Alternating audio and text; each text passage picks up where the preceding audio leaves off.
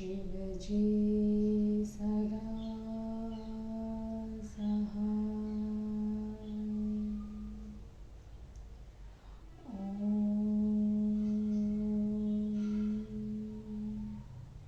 नमः शिवाय। गुरुजी सदा सहाय।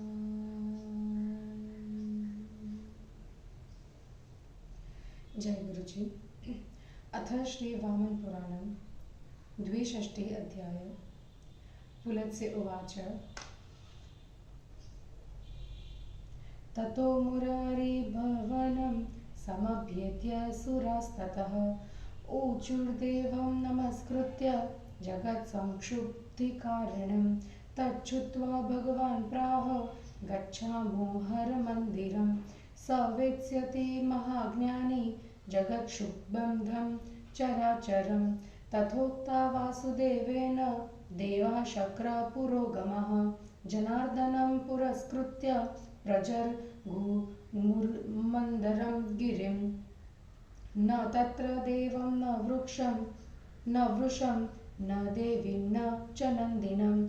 शून्यं गिरिमपश्यन्त अज्ञानतिमिरावृतः। तान् मूढदृष्टिन् सम्प्रेक्ष्य देवान् विष्णुर्महाद्युतिः प्रोवाच किं न पश्यध्वं महेशं पुरतः स्थितं। तमोचुनेव देवेशं पश्यामो गिरिजापतिं। न विद्मः कारणं तच्च येन दृष्टिर्हता हिनः। तानुवाच जगन्मूर्तिर्यूयं देवस्य सागसः। पापिष्ठा गर्भहन्तारो मृडान्याः स्वार्थतत्परः। तेन ज्ञानविवेको वे रतो देवेन शूलिना।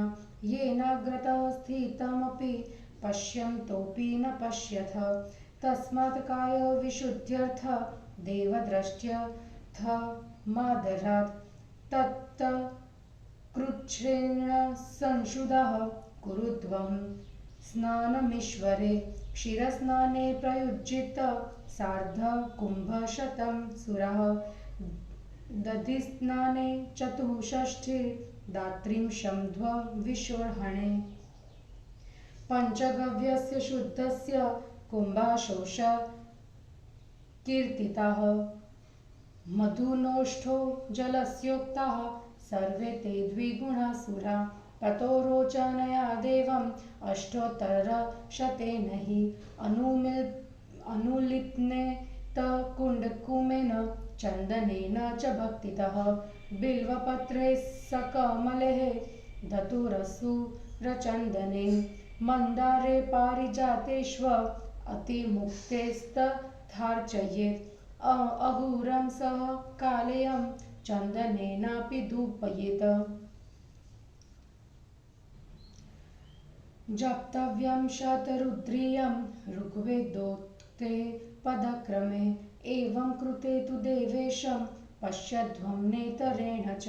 इत्युक्ता वासुदेवेन देवकेशवमभुवन। विधानं तप्तकृच्छस्य कथ्यतां मधुसूदन। यस्मिन् श्रीणे कायशुद्धिर्भवते सार्वकालिकी। वासुदेव उवाच। त्र्यहमुष्णं पिबेदापः त्र्यहमुष्णं पयः पिबेत्। त्रयमुष्णं पिबेत्सर्पिर्वायुभक्षो दिनत्रयं। पलाद्वादशतो यस्य पलाष्टो पयससुरः। षट्फलं सर्पिषः प्रोक्तं दिवसे दिवसे पिबेत्। पुलत्स्य उवाच। इत्येवमुक्ते वचने सुराः कायविशुद्धये तप्तकृच्छ्ररहस्यं वे चक्रुशक्रपुरोगमा। ततो व्रते सुराश्चीर्णे विमुक्ता पापतोऽभवन्। विमुक्तपापदेवेशं वासुदेवमथाब्रुवन्। क्वासो वद जगन्नाथ शम्भुस्तिष्ठि केशव यं क्षीराब्धाभिषेकेण स्नापयामो विधानतः। अथोवाच सुरान् विष्णुरेष शङ्करः। मे देहे किं न पश्यध्वं योगश्वायं प्रतिष्ठितः। तमुचूर्णेव पश्यामस्त्वतो वै त्रिपुरान्तकं। सत्यं वद सुरेशान महेशानः क्व तिष्ठति। ततो व्ययात्मा स हरिः स्वरप्तकञ्जशायिनं दर्शयामास देवानां मुरारिर्लिङ्गमेश्वरम्। ततः सुराः क्रमेणैव क्षीरादिभिरनन्तरं स्नापयाश्चक्रिरे लिङ्गं शाश्वतं ध्रुवमव्ययम्। गोरोचनयत्वालिप्य चन्दनेन सुगन्धिना बिल्वपत्राम्बुजैर्देवं पूजयामासुरञ्जसा। प्रदूत्यागुरुणा भक्त्या निवेद परमोषधिः। जत्वाष्टशतनामानं प्रणामं चक्रिरे ततः। इत्येवं चिन्तयन्तश्व देवाद्वैतो हरीश्वरो कथं योगत्वमापन्नो सत्त्वान्धतमसोद्भवो। सुराणां चिन्तितं ज्ञात्वा विश्वमूर्तिरभूद्विभुः। सर्वलक्षणसंयुक्तः सर्वायुधाधरो व्ययः। सार्धत्रिनेत्रं कमलाहिकुण्डलं जटागुडाकेशखगर्षमध्वजं समार्दवं हारभुजङ्गवक्षसं पीताजिनाञ्छन्नकटिप्रदेशं। चक्रासिहस्तं हलशार्ङ्गपाणिं पीनाकशूलाजगवान्वितं च कपर्दखट्टवगं कपालघण्टा सशङ्खटकारक्वखं महर्षे। दृष्ट्वेव देवा हरिशङ्करं तं नमोऽस्तु ते सर्वगताव्ययेति प्रोक्त्वा प्रणामं कमलासनाधा चक्रुर्मूर्तिं चैकतरां नियुज्य। तानेकचितान् विज्ञाय देवान् देवपतिर्हरिः प्रगृह्याभ्यद्रवतुर्ण कुरुक्षेत्रं स्वमाश्रमं। ततोपश्यन्तदेवेशं स्थाणुभूतं जले शुचिं दृष्ट्वा नमः स्थाणवेति प्रोक्त्वा सर्वे हुपाविशन्। ततो ब्रवीत सुरपति रेह्यो हि दीयतां वरः। क्षुब्धं जगन्नाथ उन्मज्जस्व प्रियातिथे। ततस्तां मधुरां वाणीं शुश्राव वृषभध्वजः। श्रुतो तस्थो च वेगेन सर्वव्यापी निरञ्जनः। नमोऽस्तु सर्वदेवेभ्यः प्रोवाच प्रहसन् हरः। स चागतः सुरेसेन्द्रेः प्रणतो विनयान्वितेः। तमुचुर्देवताः सर्वास्त्वज्जयतां शङ्करदूतं महाव्रतं त्रयो लोकाः क्षुब्धास्त्व तेजसावृताः। अथोवाच महादेवो मया त्यक्तो महाव्रतः। ततः सूरा दिवं जग्मुहर्ष्ठाः प्रयतमानसाः। ततोऽपि कम्पते पृथ्वी साब्धिद्वीपाचला मुने। ततोऽभिचिन्तय रुद्रः किमर्थ क्षुभिता महीं। ततः पर्यचरच्छूली कुरुक्षेत्रं समन्ततः। ददर्शोद्धवतीतीरे उशनसं तपोनिधिं। ततो ब्रवीत् सुरपतिः किमर्थ तप्यते तपः। जगत्क्षोभकरं विप्र तच्छिद्रं कथ्यतां मम। उशना उवाच तवाराधनकामार्थ तप्यते हि महत्तपः। सञ्जीवनीं शुभां विद्धां ज्ञातुमिच्छे त्रिलोचनम्। हर उवाच तपसा परितुष्टोऽस्मि सुतप्तेन तपोधन। तस्मात् वनिं विद्यां भवन्यास्यति तत्त्वतः वरं लब्ध्वा ततः शुक्रस्तपसः संन्यवर्तत तथापि चलते पृथ्वी साप्ति भ्रून्नगावृता ततो महादेवः सप्तसारस्वतं शुचि ददर्श नृत्यन्मानं च ऋषिं मङ्कर्णस्तञ्जितः भावेन पोप्लूयति बालवत् स भुजो प्रसार्येव ननर्तवेगात् तस्यैव वेगेन समाहतातु चचाल भूर्भुर्मिधरे सहेव तं शङ्करोऽभ्येत्य करे निगृह्य प्रोवाच वाक्यं प्रहसन महर्षे किं भावितो नृत्यसि केन हेतुना वदस्व मामेत्य किमत्र तुष्टिः स ब्राह्मणः प्राह ममादतुष्टि येनेह जाता शृणु तद्विजेन्द्र बहून् गणान् वै मम तप्यस्तपः संवत्सरान् कायविशोषणार्थम्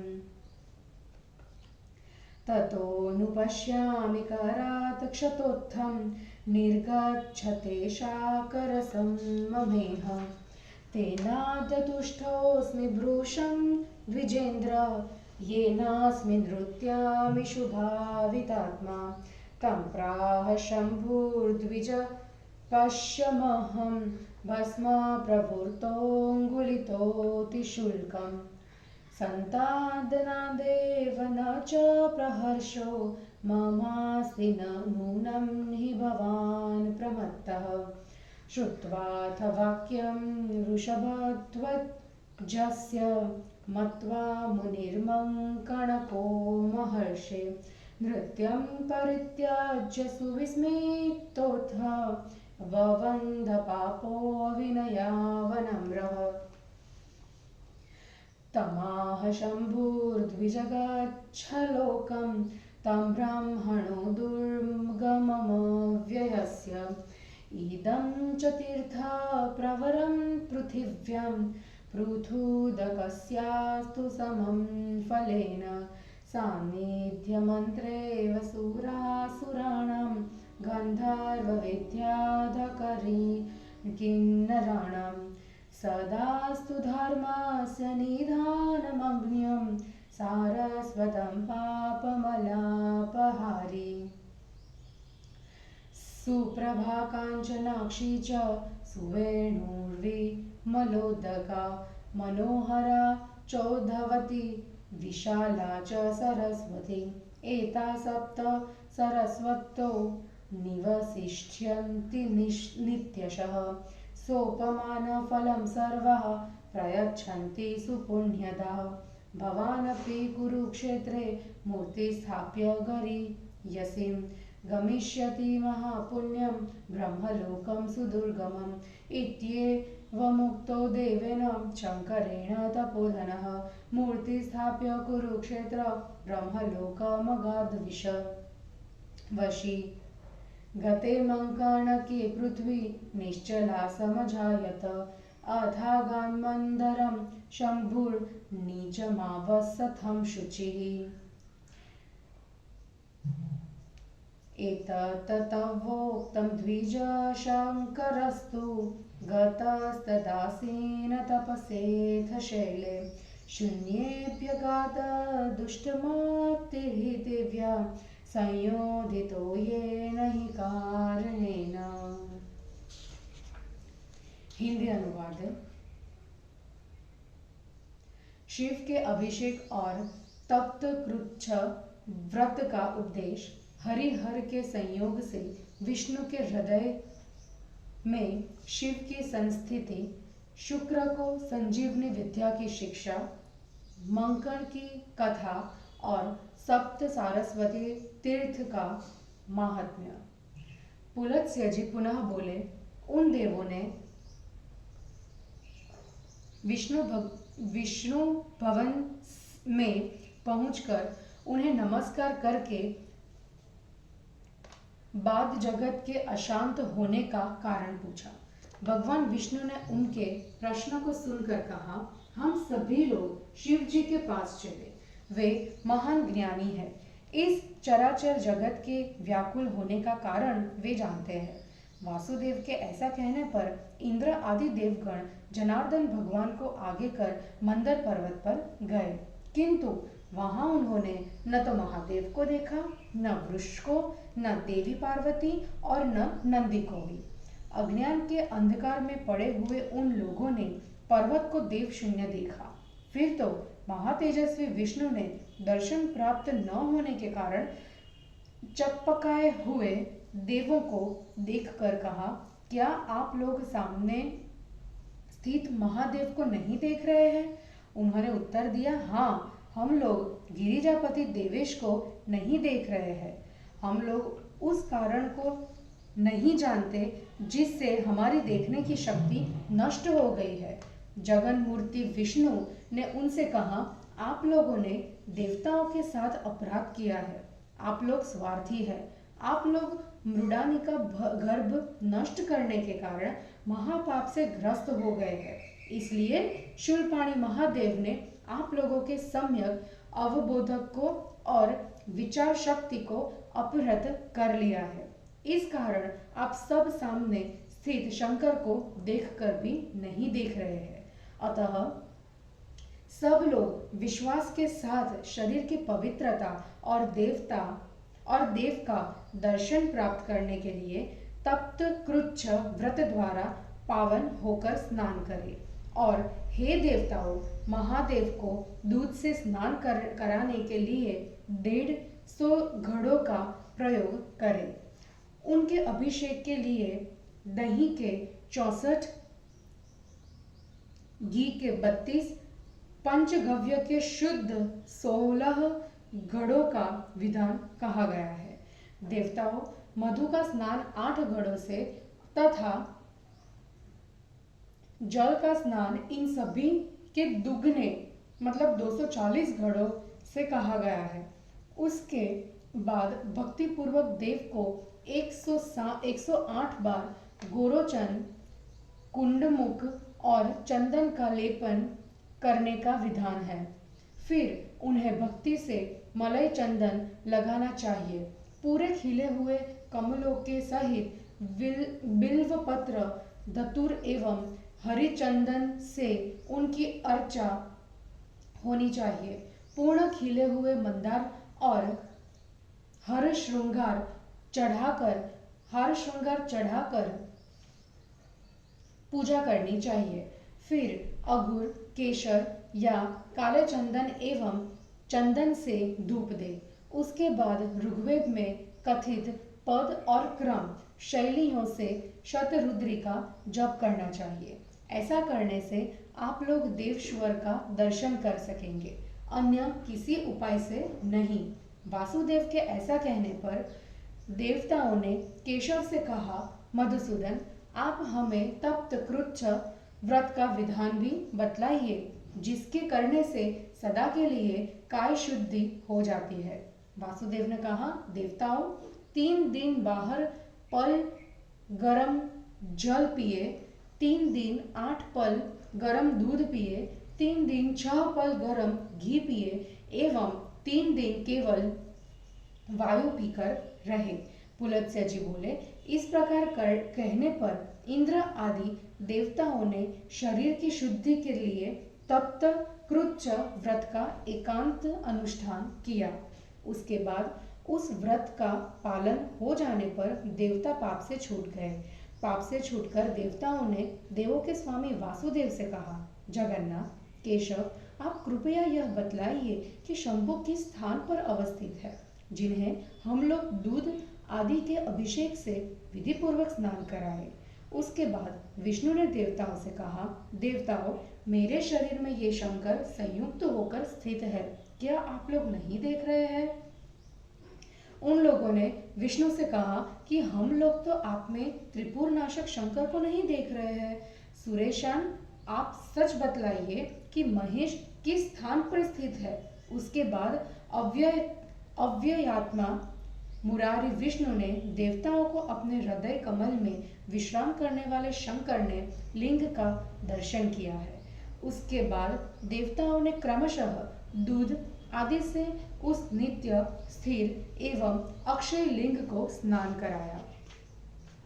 फिर उन लोगों ने गोरोचन और सुगंधित चंदन का लेपन कर बिल्व पत्रों को और कमलों से भक्ति पूर्वक देव की पूजा की। उसके बाद देवों ने प्रेम पूर्वक दूध दान कर परम औषधियों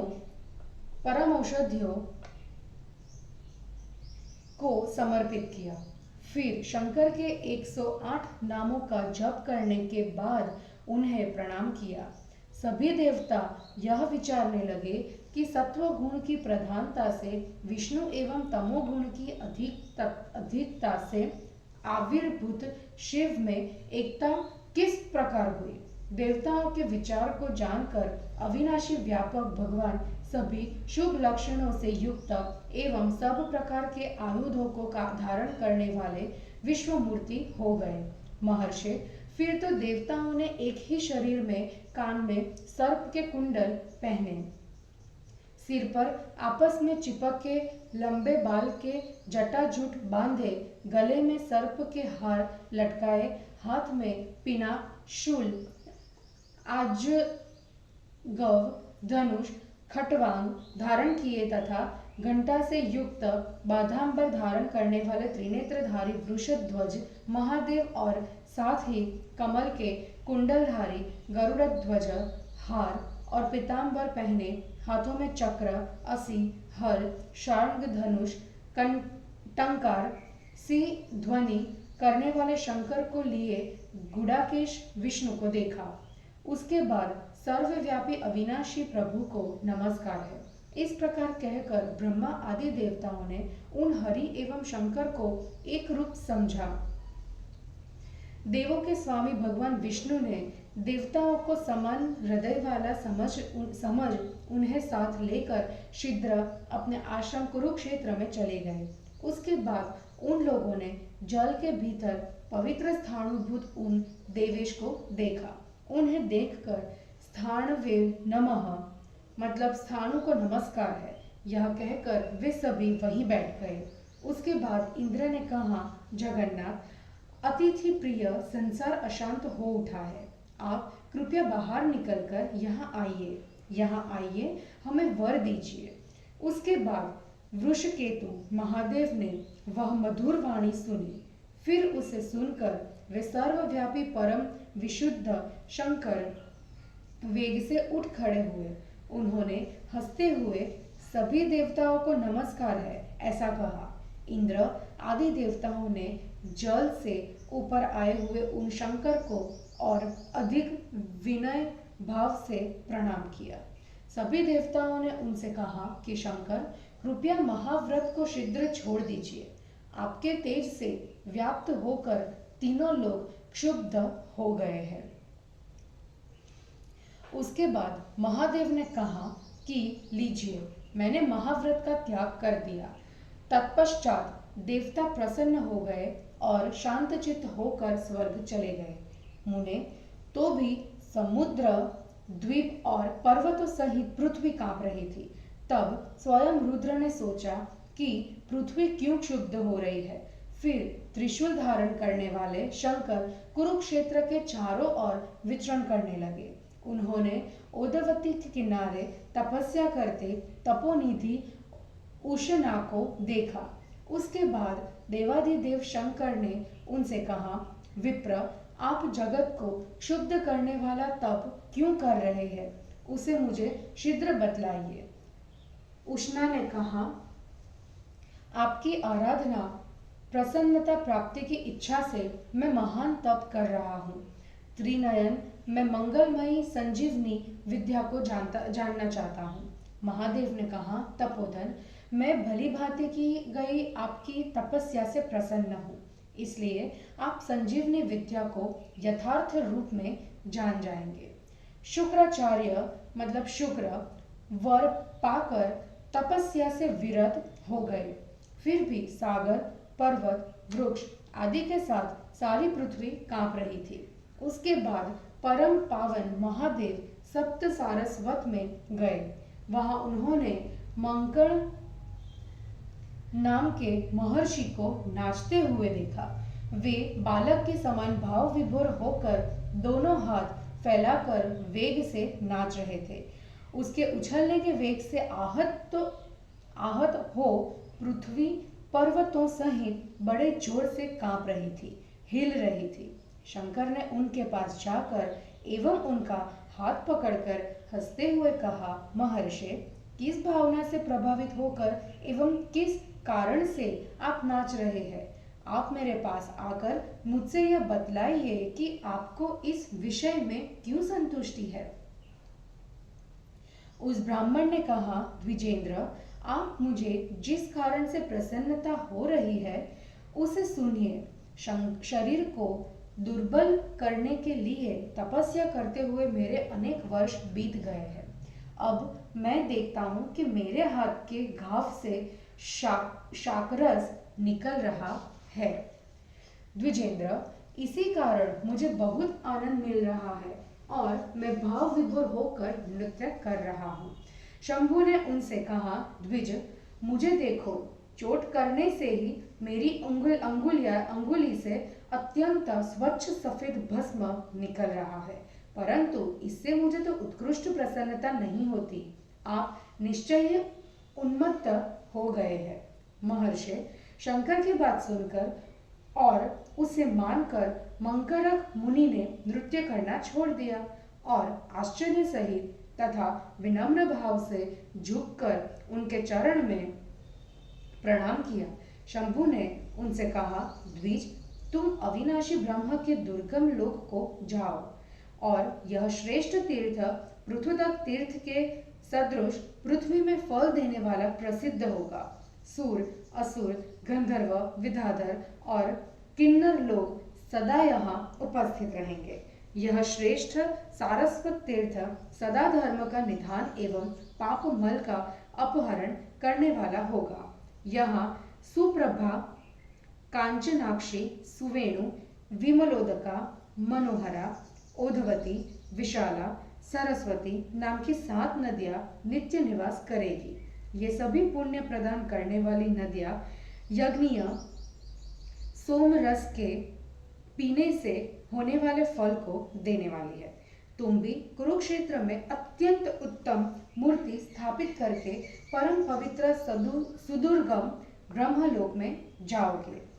महादेव के इस प्रकार कहने पर जितेंद्रिय तपस्वी मंकरक ऋषि कुरुक्षेत्र में मूर्ति स्थापित करके ब्रह्मलोक चले गए।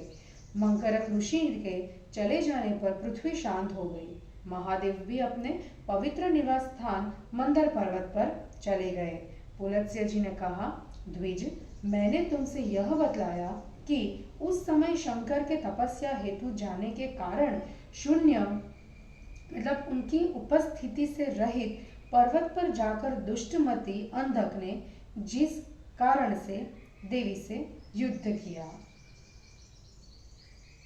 इस प्रकार श्री वामन पुराण में 62वां अध्याय समाप्त हुआ।